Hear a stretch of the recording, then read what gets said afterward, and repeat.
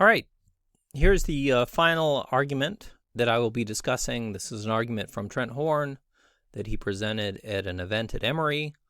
And I announced this before each video because I don't know if people are watching these in order. I don't know if anybody will watch them. But these were presented quickly, without the text, without visuals. And I just have a very hard time following things without text. I think a lot of people are like that. So I'm doing this in case people want to better understand these arguments and not potential critiques of these arguments. So the final argument he gives is called the impairment argument. And this comes from Perry Hendricks. I'm unsure if I'm spelling the name correctly. I think I might be spelling it wrong. There's a D. Need to add the D in. Hendricks. Okay, so here's the idea, or here's the argument. Of course, conclusion is that abortion is typically wrong.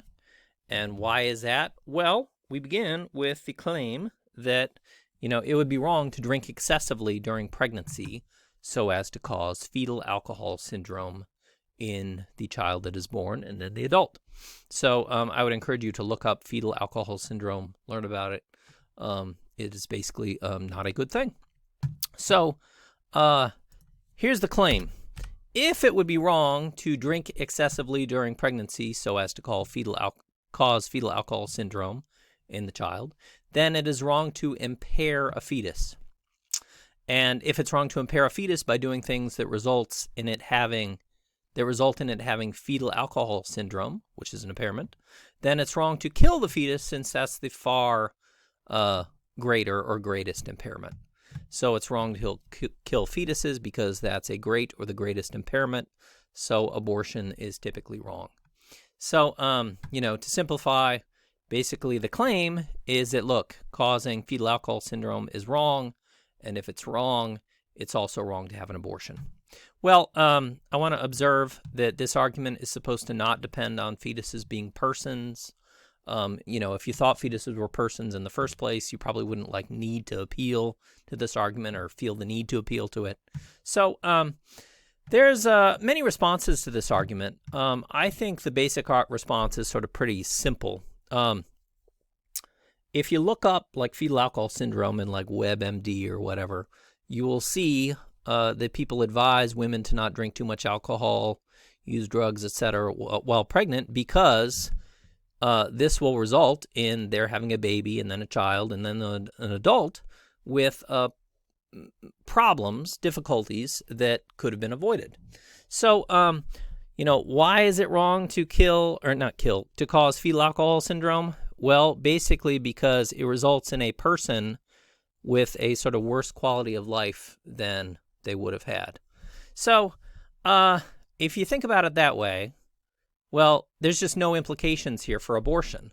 Why is that? Well, because abortion just prevents there from being a person with a quality of life in the first place. So basically the kind of common sense basic reasons that any sort of physician or healthcare provider would give for why you want to avoid fetal alcohol syndrome, which is something that experienced born children and adults experience, that explanation just doesn't apply to fetuses. So Trent says that this kind of response presumes that the beginning fetus was a person, an individual who was harmed. And I guess I'm going to say no, it just doesn't. I mean, it entails that sort of you're damaging the sort of raw materials that will become this person or contribute to this person or constitute this person, but it doesn't entail that there's this individual or person who was harmed. So, yeah. So again, I think sort of the basic response to this is just that, no, I mean, if you ask your doctor, if a pregnant woman asks, why should I not drink so much if I'm pregnant? The answer given is going to appeal to, well, you're going to damage this future person or make them worse off than they would have been had you not done this. And that just doesn't have any implications for abortion, because abortion just prevents there from being this sort of person that experiences this worse quality of life. So that's an objection. That's a response. There are many other people have developed this sort of response in the philosophical literature, and I encourage you to check it out.